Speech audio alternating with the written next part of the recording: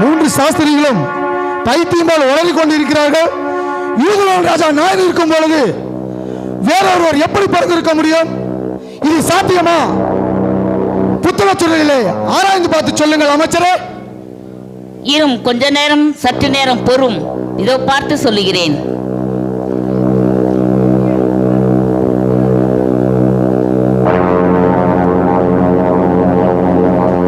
ராமராஜாவே, யூதாவில் உள்ள பெத்லகேமிலே பிறப்பார். அது என்ன என்றால், யூதேய தேசத்தில் உள்ள பெத்லகேமே, யூதாவின் பிரபுக்களில் நீ சிறியதல்ல. என் ஜனமாகிய இஸ்ரவேலை ஆளும் பிரபு உன்னிடத்திலிருந்து புறப்படுவார் என்று தீர்க்கதரிசினால் எழுதப்பட்டிருக்கிறது. அப்படியே ஆகும் என்றும் எழுதியிருக்கிறது. இதுதான் நடக்கப் போகிறது என்றும் இந்த புத்தக சுருளிலே எழுதியிருக்கிறது ராஜாவே.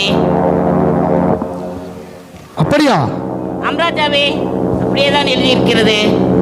சாஸ்திரிகளே, நீங்கள் சொன்னது உண்மைதான். நீங்கள் சென்று இயேசு கிறிஸ்துவை பணிந்து கொண்டு என்னிடம் வந்து கூறுங்கள், நானும் பணிந்து கொள்கிறேன்.